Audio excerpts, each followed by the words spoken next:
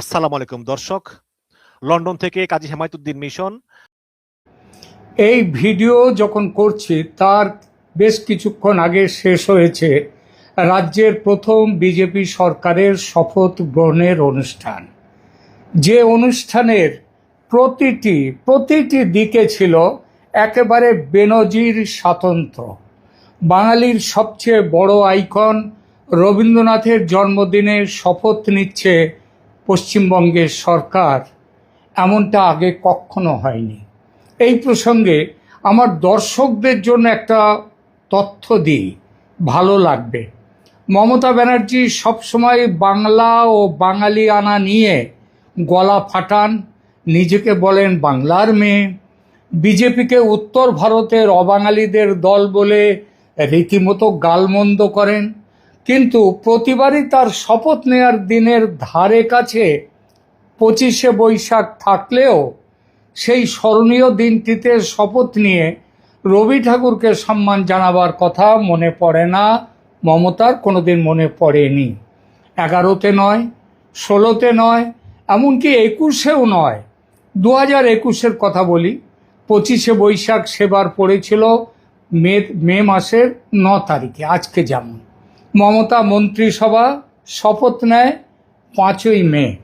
বাঙালি বলে গলা ফাটানো মমতা ব্যানার্জি মহুয়া মৈত্রদের মাথায় পর্যন্ত আসেনি এই রবীন্দ্র জন্মজয়ন্তীর দিনটিতে শপথ নেয়ার কথা।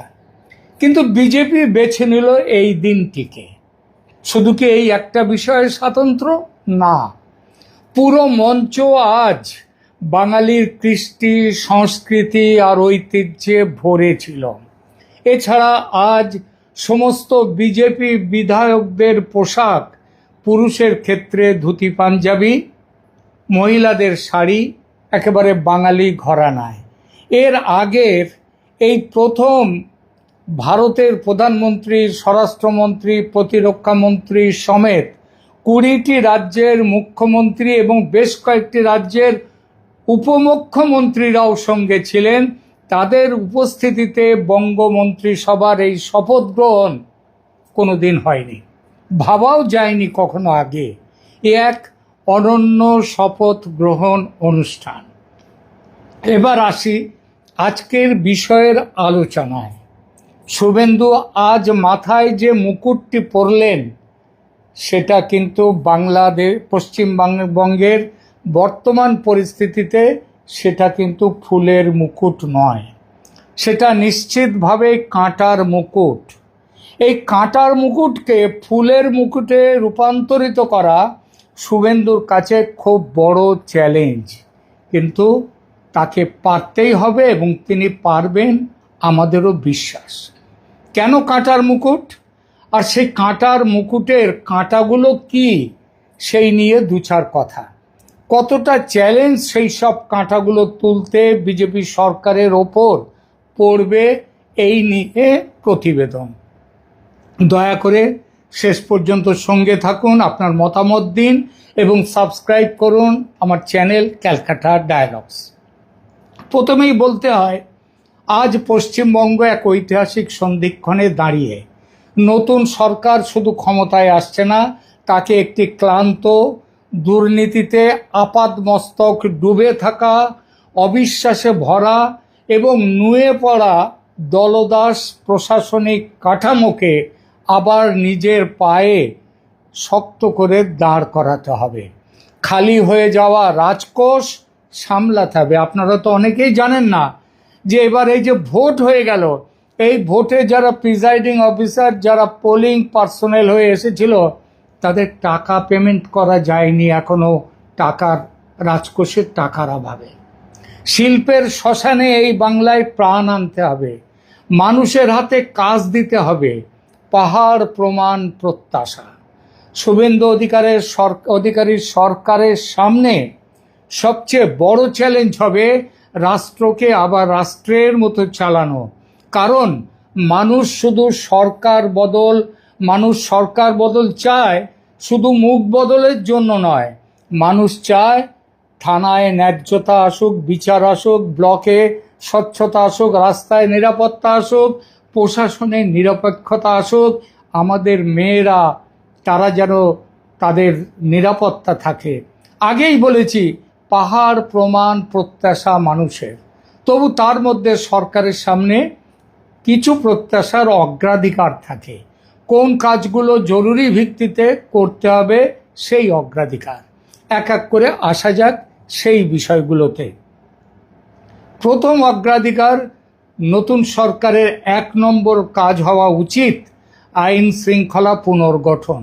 ভোট পরবর্তী প্রতিশোধের রাজনীতি শুরু করে দিয়েছে তৃণমূল কংগ্রেস। দখলদারি, আবার রং বদল করে সন্ত্রাস চালিয়ে যাওয়া, রাজনৈতিক পতাকা বদলে একই দুষ্কৃতী চক্রের সক্রিয়তা, এসব ভাঙতে না পারলে সরকার শুরুর দিন থেকেই দুর্বলতার বার্তা চলে যাবে মানুষের কাছে। এখানে শুধু পুলিশ বাড়ালেই হবে না, দরকার জেলাভিত্তিক শান্তি ও নিরাপত্তা গ্রিড। কোন এলাকায় কারা বারবার গন্ডগোল পাকায়, কারা রাজনৈতিক ছত্রছায়ায় চাঁদাবাজি করে, কারা দাঙ্গার গুজব ছড়ায়, কারা সোশ্যাল মিডিয়ায় উস্কানি দেয়, এই সব কিছুর ওপর দ্রুত গোয়েন্দা নজরদারি বসাতে হবে। প্রথম 30 দিনের মধ্যে প্রতিটি জেলায় বিশেষ আইন শৃঙ্খলা পর্যালোচনা বৈঠক হওয়া উচিত। পুলিশ সুপার, জেলা শাসক, মহকুমা প্রশাসন, গোয়েন্দা শাখা সবাইকে স্পষ্ট বার্তা দিতে হবে, দল নয় আইনই শেষ কথা। দ্বিতীয় অগ্রাধিকার হওয়া উচিত প্রশাসনের দলীয়করণ বন্ধ করা। তৃণমূল কংগ্রেস আমলে যেটা মহামারী হয়ে উঠেছিল, সর্বনাশ করেছিল এই রাজ্যে। বহু বছর ধরে যদি আমলাতন্ত্রের একাংশের মধ্যে এই ধারণা জন্মে থাকে যে রাজনৈতিক আনুগত্যই পদোন্নতির রাস্তা, তাহলে সেই সংস্কৃতি না ভাঙলে কোনো পরিবর্তনই টেকসই হবে না। নতুন সরকারকে তাই 3টি কাজ দ্রুত করতে হবে। 1, সংবিধানশীল দপ্তরে পোস্টিং ও ট্রান্সফারে পুরোপুরি পর্যালোচনা। 2, বিডিও, এসডিও, থানা স্তরে, তৃণমূল স্তর পর্যন্ত গ্রাসরুট লেভেলেও জবাবদিহির কাঠামো তৈরি করতে হবে। 3 নম্বর, অভিযোগ গ্রহণের জন্য সময়সীমাবদ্ধ ডিজিটাল ট্র্যাকিং ব্যবস্থা করতে হবে। মানুষের অভিজ্ঞতা বদলাতে হলে দপ্তরের ভাষা বদলাতে হবে। সরকারি অফিসে গিয়ে কেউ যেন এই অনুভূতি না পায় যে সে নাগরিক নয়, সে কারো অনুগ্রহ প্রার্থী, এই বোধ যেন কারো মধ্যে না আসে। তৃতীয় বড় অগ্রাধিকার হবে দাঙ্গা ও সাম্প্রদায়িক উস্কানি ঠেকানো। এই উস্কানি প্রচুর হবে এখন, কারণ তৃণমূল কংগ্রেস তার সামনে এই রাস্তা। শুভেন্দু অধিকারীর পিএকে হত্যা করে যে সংঘর্ষের একটা উস্কানি, সেই উস্কানিকে বিজেপি কিন্তু কড়া হাতে সেটাকে শক্ত হাতে দমন করতে পেরেছে। এই মুহূর্ত পর্যন্ত কিন্তু শেষ হয়নি, এগুলো চলতেই থাকবে। নতুন সরকারকে একই সঙ্গে কঠোর এবং সংযত হতে হবে। কঠোর হতে হবে দুষ্কৃতীদের বিরুদ্ধে, সংযত হতে হবে সাধারণ মানুষের আবেগ সামলাতে। এখানে সবচেয়ে জরুরি বিষয় হলো কোনো উস্কানিকে রাজনৈতিক লাভের খেলায় পরিণত না হতে দেয়া। গুজব, মিছিল, পাল্টা মিছিল, ধর্মীয় উত্তেজনা, সীমান্তবর্তী এলাকায় উদ্বেগ, যেগুলো তৈরি করাতে মমতা বন্দ্যোপাধ্যায় রেকর্ড তৈরি করে গেছেন, এসবকে আগেভাগেই চিহ্নিত করে প্রতিরোধ করতে হবে। এবং আশা করা যায়, কেন নিশ্চিত বিশ্বাস, মমতা বন্দ্যোপাধ্যায় যেভাবে তিনি বলতেন বিশেষ কমিউনিটির কথা, তাদেরকে ছেড়ে দিলে কয়েক মিনিটে নাকি অন্য কমিউনিটিকে শেষ করে দেবে। বোঝাতে অসুবিধা হয় না তিনি কী বলতে চেয়েছেন। এবং এইটা কিন্তু এইভাবে উস্কানি দেওয়া কিন্তু চলবে। এই মানে সরকার যারা চলে গেছে তারা কিন্তু এই উস্কানি দিয়ে যাবে রাজনৈতিক লাভের জন্যে। প্রতিটি জেলায় তাই র্যাপিড রেসপন্স পিস মেকানিজম বা শান্তি বাহিনী, শান্তি কমিটি, এগুলো গড়তে হবে। প্রশাসন, স্থানীয় বিশিষ্টজন, ধর্মীয় নেতৃত্ব এবং সিভিল সোসাইটিকে নিয়ে এমন এক নেটওয়ার্ক বানাতে হবে যাতে উত্তেজনা ছড়ানোর আগেই তা ঠান্ডা করা যায়। একটি খুব স্পষ্ট নীতি দরকার। অপরাধী যদি বিজেপির পতাকা হাতে থাকে আমাদের কাছে খবর আছে বিভিন্ন জায়গায় যারা এতদিন তৃণমূলের গুন্ডা ছিল, দুষ্কৃতী ছিল, গণশত্রু ছিল, তারা হঠাৎই তৃণমূলের পতাকা ছেড়ে বিজেপির পতাকা হাতে নিচ্ছে, নিয়ে গিয়ে ঝাঁপিয়ে পড়ছে বিজেপির ওপরে, তারা তোলাও তুলছে। যদি এটা করেও থাকে, বিজেপির পতাকা হাতে থাকলেও তাকে ধরে নিতে হবে সে অপরাধী। যদি বিরোধী শিবিরের হয় তবুও সে অপরাধী। নতুন সরকার যদি শুরুতেই এই নিরপেক্ষতার নজির না গড়ে, যদি সাবধান না হয়, তাহলে বিরোধীরা খুব দ্রুত পরিবর্তন নয়, শুধু পাল্টা দখল এই বয়ান প্রতিষ্ঠা করে তাদের মতো করে এগিয়ে যাবে। চতুর্থ অগ্রাধিকার হবে দুর্নীতি দমন।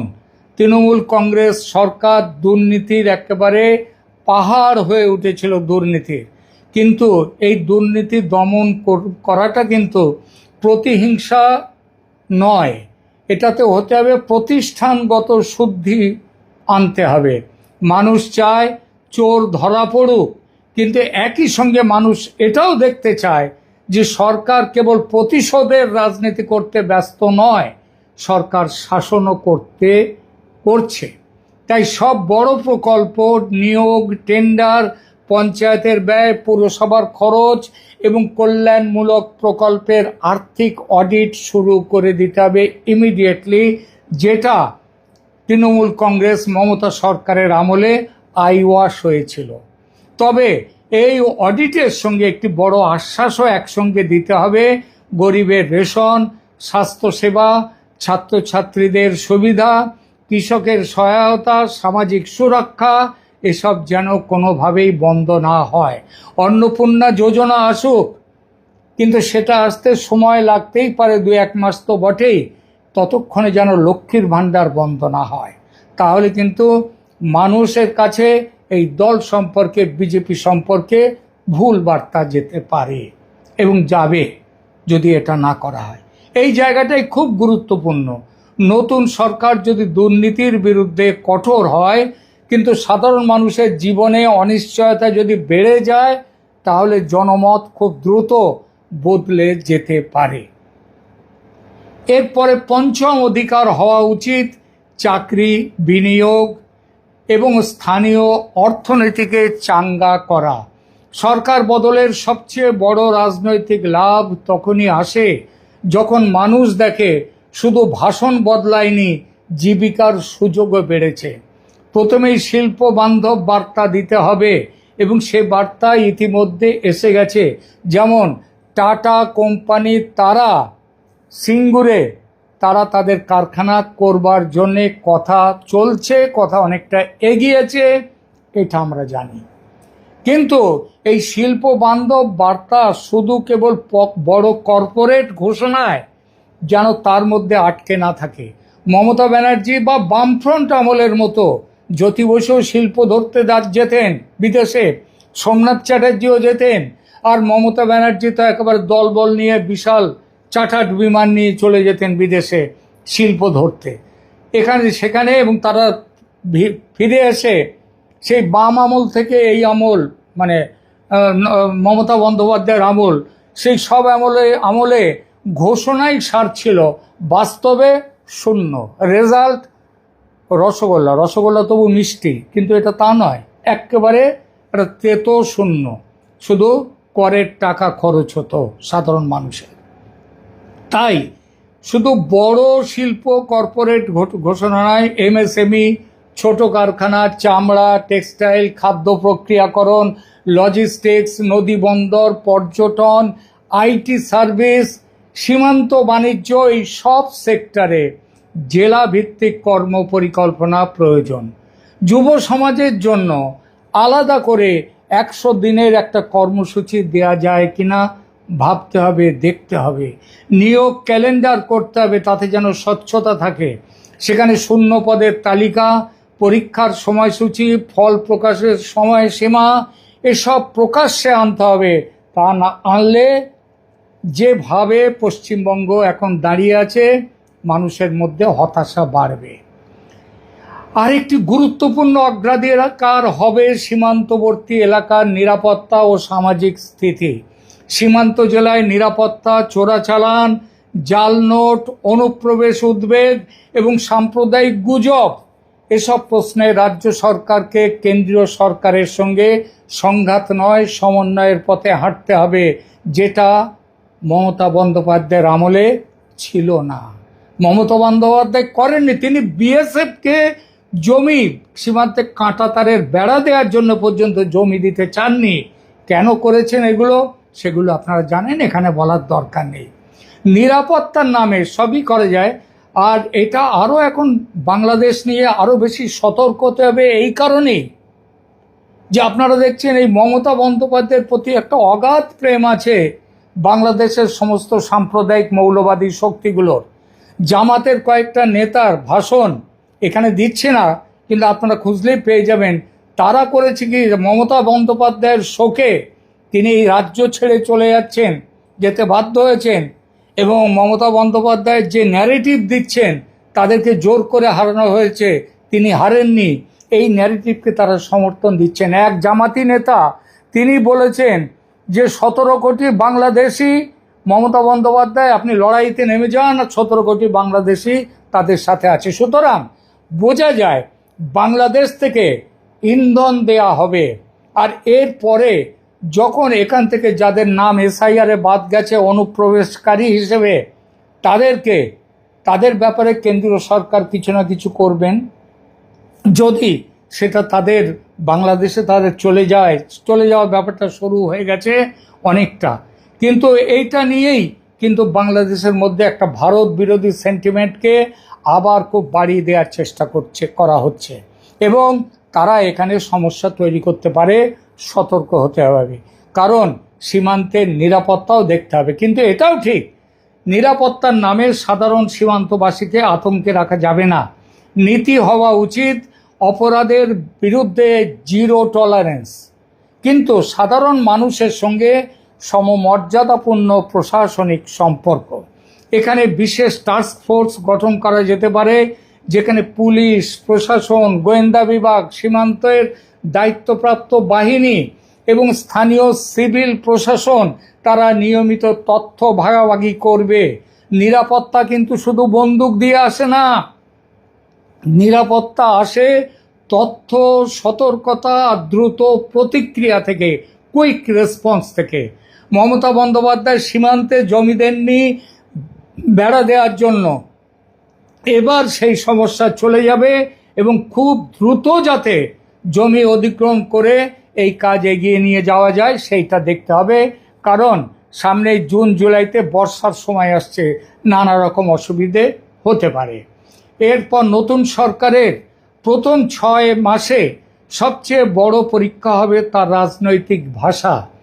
সরকার কি প্রতিশোধের ভাষায় কথা বলবে না, এটা আমরা জানি, কারণ সেই নির্ভরতা সেটা বিজেপি দলের প্রতি মানুষের আছে। কিন্তু সরকার প্রতিশোধের ভাষায় কথা বলবে না শাসনের ভাষায় কথা বলবে, সেটা মানুষ দেখতে চায়।